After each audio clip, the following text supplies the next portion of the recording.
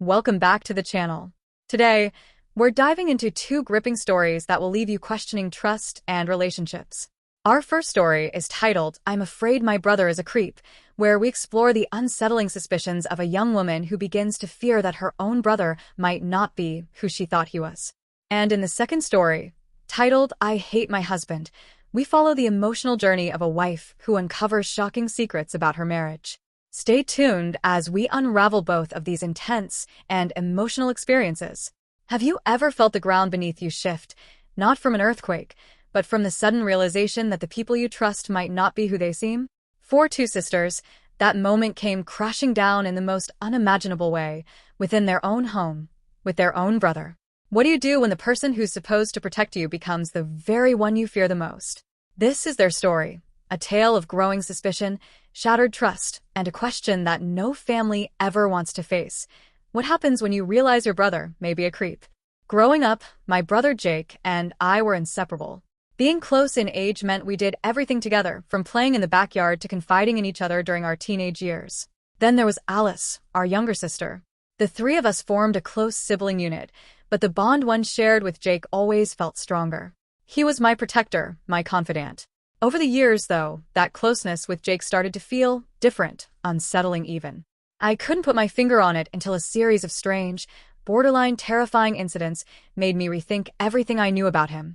It all began innocently enough, on a rainy day when the three of us decided to embrace our inner child and play in the rain. Soaked to the bone, I headed inside to shower and change. As I stepped toward my bathroom, something caught my eye, a hand with a phone, hovering just outside the open bathroom window. My heart froze. The hand pulled back quickly as soon as I noticed it, but that fleeting moment planted a seed of doubt. I was sure it was a man's hand, and with our parents out of town, the only man in the house was Jake. I told Alice, but she brushed it off. "Maybe it was just a shadow or a trick of the light," she said. But I knew better. This wasn't an illusion. Weeks passed without anything strange happening, and I began to wonder if maybe I had imagined it. But then came the night I asked Jake to turn on the geyser so I could take a hot shower. As I stood under the warm water, relaxing, I heard a knock, a faint but unmistakable tap on the bathroom window.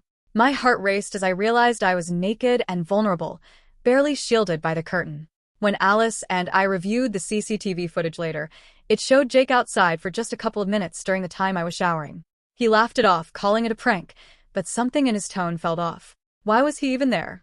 The footage didn't catch him peeking, so I let it go, convincing myself it was just a harmless joke. But doubt was already gnawing at me. Things only got weirder after that.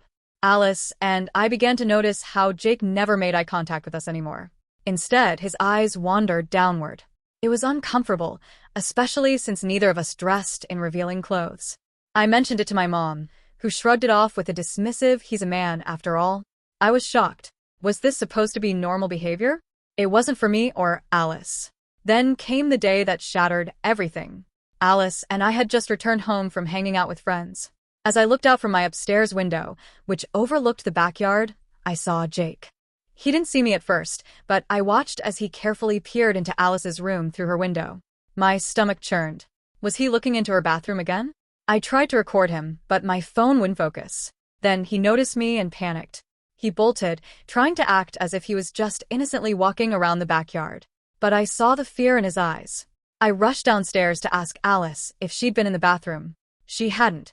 She had changed in her room, with the window curtains slightly raised. Suddenly, everything clicked.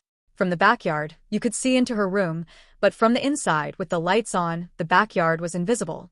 Jake had been watching her change. Alice and I were done letting this slide. We stormed to Jake's room. From outside, we could hear him watching YouTube. Alice knocked, and when we entered, he was pretending to sleep. The uneasiness in the room was palpable. He didn't respond to our questions, and all I could think about was how many other times he had done something like this without us knowing. That night, I lay in bed, wide awake, with a sinking feeling in my gut. How could Jake, our brother, do this?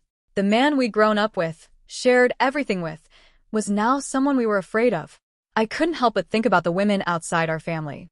If we, his sisters, felt this violated, how much worse was it for strangers who didn't know him like we did? We haven't confronted our parents yet. I'm scared they'll brush this off as another boys will be boys situation. But this isn't normal. This isn't okay. And now I'm left wondering, how do you stay safe in your own home when the person you fear is your own brother? And with that, we wrap up the first story. But hold on, there's more. Now, let's shift gears as we dive into our next story, one filled with its own twists and emotional challenges. Stay with us as we explore this next gripping tale. What would you do if everything you believed about your spouse was a lie? For one young woman, the person she thought she married wasn't who he claimed to be. Deception, betrayal, and the weight of missed opportunities now cloud her once happy marriage. How do you move forward when your life partner has kept a secret so monumental that it shatters the very foundation of your relationship? This is her story, a journey of lies, discovery, and a choice she never imagined she'd have to make. I was 20 when I met my husband, Jake. He was 24, and we quickly fell in love. After only 8 months of dating, we got engaged. It felt fast, but when you know, right? At least, that's what I thought. Jake came from what seemed like a modest background. He shared stories of hardship, how his parents had passed away when he was young, how he had been left to fend for himself, and how he had been estranged from his sister for years. We moved in together after 6 months of dating, and because he was unemployed at the time, I took on the financial burden. I paid rent, covered our groceries, and even helped him search for a job. It was hard, but I loved him, and I believed in building our life together from the ground up. The money didn't matter, or at least, that's what I told myself. Fast forward a few years, and we were happily, or so I thought, married. Then, 2 weeks ago, something happened that shook my world. I received a Facebook friend request from a woman named Kathy, someone with the same last name as Jake. Curious, I accepted, assuming she might be some distant relative. As I scrolled through Kathy's photos, something strange caught my eye. She looked so much like Jake, the same nose, the same eyes. There was no mistaking it. This woman had to be related to him. But Jake had told me he had no relationship with his family, so I let it go, not wanting to stir up any unnecessary drama. Little did I know, this was just the beginning. The very next day, I received a message from Kathy. She introduced herself as Jake's sister, and my heart skipped a beat. How was this possible? Jake had always insisted he hadn't spoken to his sister in years. But Kathy's message was warm. She had wanted to meet me for years, and was excited to connect. However, it didn't take long before the conversation took a darker turn. She revealed things about Jake that left me in shock. Jake wasn't the struggling, poor man I thought I had married. In fact, he came from an extremely wealthy family, wealthy in ways I couldn't even fathom. His parents were very much alive, and despite his so-called estrangement, they had been supporting him with a monthly allowance. I was floored. All this time, while I had been scraping by, living paycheck to paycheck, supporting both of us, he had been secretly receiving money from his family. I began to think back on all the sacrifices I had made for Jake. There was the time my brother's wife gave birth to my nephew, and I couldn't afford to fly out and be there because I had to cover our rent. I remember sobbing over it for days. My brother had been my best friend growing up, and missing that moment was devastating. And all the while, Jake had money coming in every month, money I didn't know about, money that could have changed everything. I was furious, but more than that, I was hurt. It wasn't about the money. I had never cared about that. I grew up being taught that you should be independent, that you should pay your own way. But the lies? The deception? That's what cut deep. Unable to stand being around Jake any longer, I told him I was going to visit my brother. That was 2 weeks ago, and I've been staying here ever since, trying to figure out what to do.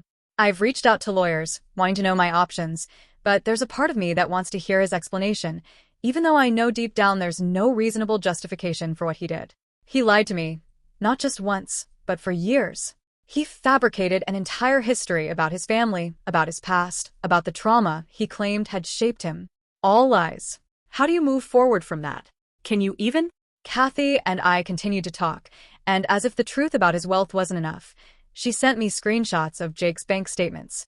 The monthly allowances were real, and she even contributed to them for a while. It confirmed everything I feared. He had betrayed me financially, but worse than that, he had emotionally manipulated me with his false stories of hardship. I started to question everything. What was he spending that money on? Why didn't he ever tell me? What else was he hiding? How could he look me in the eye, day after day, while I struggled to make ends meet, and still keep that secret? I know I need to confront him, and I will. But how do I know he won't lie to me again? He's already proven that he's capable of weaving intricate stories, blending fact with fiction so seamlessly that I believe him for years. How do I trust anything he says from now on? The hardest part is that this isn't just about money. It's about trust, love, and the life we built together. How do you stay married to someone who you now realize you don't even truly know? I don't want to believe that my marriage has been a lie, but the weight of his deception is unbearable. I'm scared of what this confrontation will bring.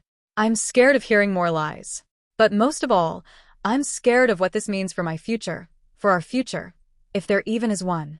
As I sit here at my brother's house, replaying the last few years in my mind, I feel numb.